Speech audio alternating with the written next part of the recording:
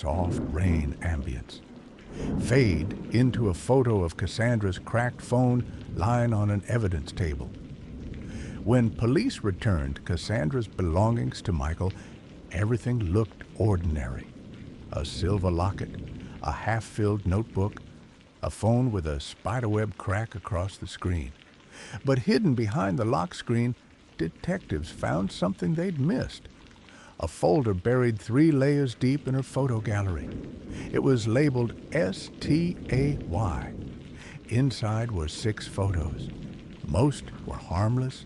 Selfies with friends, study notes, a sunset shot over Riverton Lake. But the last image froze the investigators cold. A man standing beside Casandra, smiling at her. It wasn't Tiago. It wasn't any of her known friends. It was Deputy Director Dom Willis, the same man Michael had accused in that hearing, the same man responsible for the probation office that released her killer. The photo was time-stamped April 13th, one day before she died. Michael didn't recognize it at first. When detectives showed it to him, he blinked hard and whispered, "Where was that taken?" The background revealed the answer: the county courthouse lobby. Casandra had been there that Friday afternoon to drop off paperwork for her internship recommendation. She'd met Willis by accident, or maybe not by accident at all.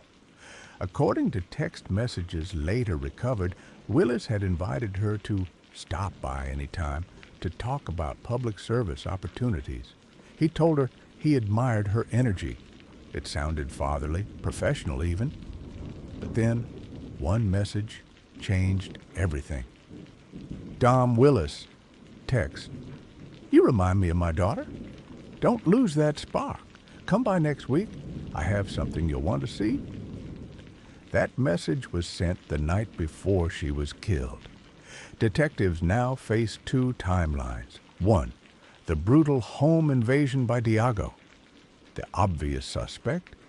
2, a potential secondary connection between Casandra and the very official overseeing Tiago's parole paperwork. The question became, were they connected? Michael couldn't accept coincidence. Not anymore. He'd watched the system fail his daughter once. He refused to let it bury her truth, too. He started making calls of his own, interviewing Cassandra's friends, professors, even the courthouse janitor who'd seen her that Friday. Piece by piece, he built a timeline stronger than the one police were working from. And what he found only deepened the mystery. That afternoon at the courthouse, Casandra had stopped at the clerk's office to drop off forms. But surveillance footage showed her walking into Willis's private office around 2:14 p.m. She didn't come out until 2:47. No audio, no witnesses. Whatever was said in that room, she never told anyone. But later that night, she texted Allison, a message she deleted seconds afterward, but which cloud backups later restored. "Met someone today who might actually help me with the internship. But something feels off. The next evening, she was dead." While police built their case against Tiago, Michael became his own investigator. He spent nights reading parole documents, tracing signatures, memorizing time stamps. He learned that Tiago's early release had been signed on a Friday, the same day Casandra met Willis. That forged signature Janet Huxley was supposed to have signed. It had been uploaded 2 hours after Casandra left the courthouse. For Michael, that was no coincidence. He started saying publicly that his daughter's death wasn't random, that she had seen something she shouldn't have. Reporters ate it up. Some called him paranoid. Others called him the whistleblower Riverton needed. But behind closed doors, investigators began quietly checking the timeline. And what they found made them shudder. There was indeed a second man involved the night of the murder. caught briefly on a traffic camera 3 blocks from the house at 3:05 a.m. driving a county-issued SUV. The license plate registered to the Public Safety Department. By now, the story had exploded. Every major outlet wanted Michael's interview. Every official wanted distance. And Willis? He disappeared. His office claimed he was on medical leave. No one saw him for 3 weeks. Then one morning, a courier delivered an envelope to Michael's mailbox. No return address. Inside was a single printed photo, grainy, night vision quality. It showed Cassandra's car, parked near the courthouse, and another figure leaning against it. On the back, in ink that had smeared from rain, were 3 words: "She knew everything." Michael took it straight to the police.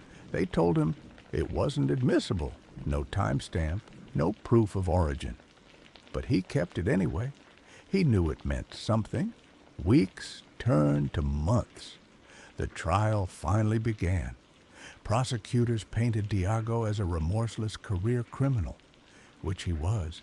But even they avoided mentioning the parole signature. The judge deemed it irrelevant to the specific criminal charges.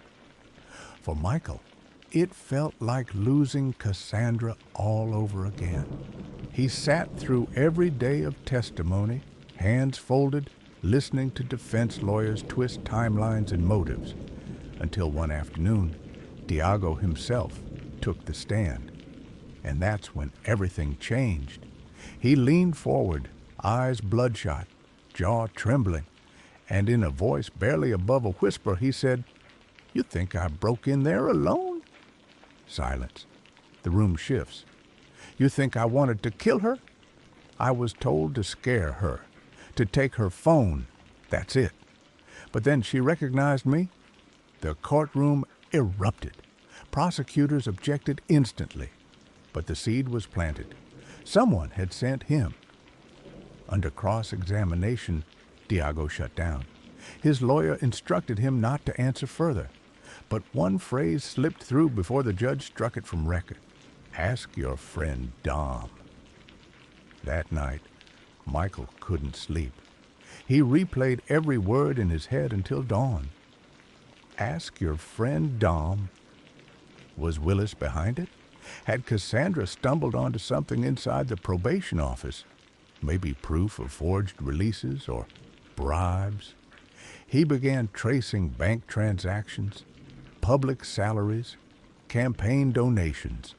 And there it was, a payment, $9,800, transferred from a private law firm to a charity run by Willis's brother-in-law.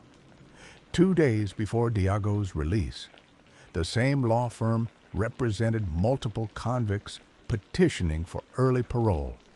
It was all there, hidden in plain sight. By autumn, the story had become larger than a murder case. It was now about systemic corruption.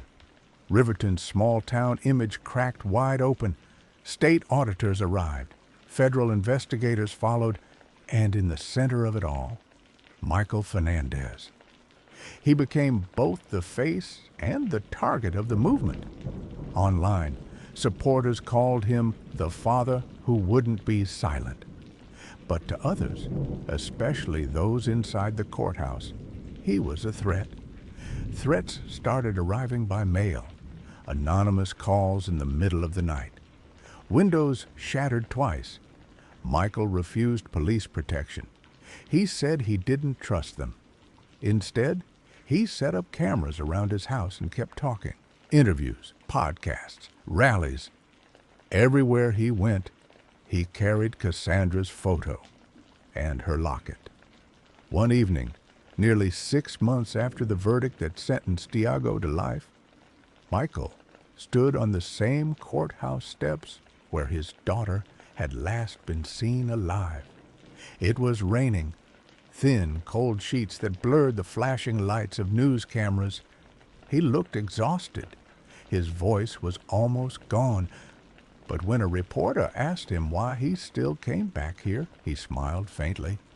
Because she can't.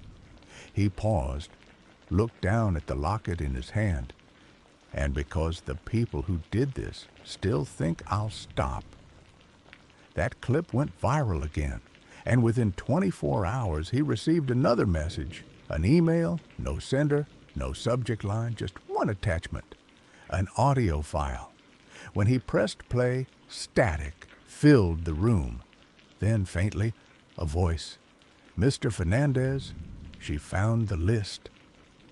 Check her notebook. The next morning, police raided Willis's home. He was gone, his car abandoned near the interstate. Inside the trunk, a burned laptop and a folder half destroyed by fire.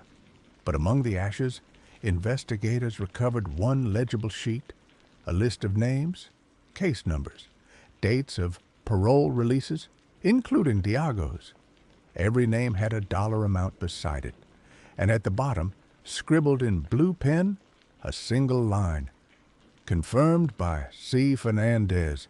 Keep her quiet."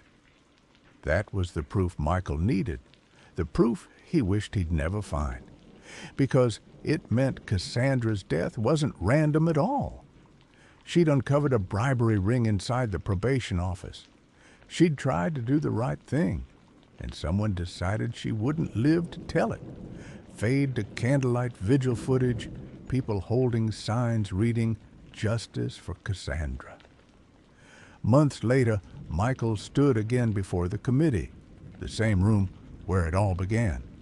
Same wood-paneled walls, same trembling hands, but this time his tone was quieter, measured, like a man who'd seen the end of something. He began the same way. "How many of you here have kids?" The room stayed silent.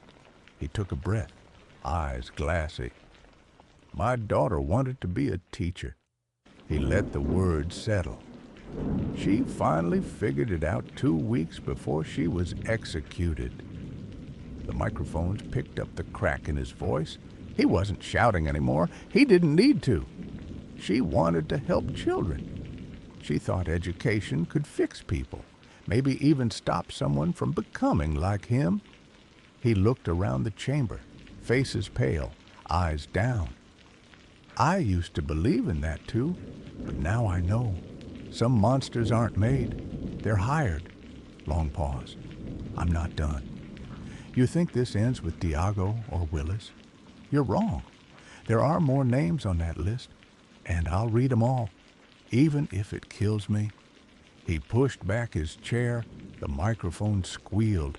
Then he walked out, head high, raincoat over his shoulders, as cameras flashed behind him. That was the last time Michael Fenandez was seen in public. 2 weeks later, his truck was found abandoned near Riverton Lake. Inside, police discovered his wallet, his phone, and a single folded page from his daughter's notebook. On it were the same 3 words he'd received months before. She knew everything. To this day, no one knows whether Michael walked away, was taken, or simply vanished, trying to finish what his daughter started. But one thing is certain. His voice still echoes through Riverton's empty hearing hall, carved into every parent's fear and every headline's guilt. Because some fathers stop when justice ends, and others never stop at all. Faint audio of his earlier words plays one last time. "You woke up a beast. You pissed off the wrong daddy."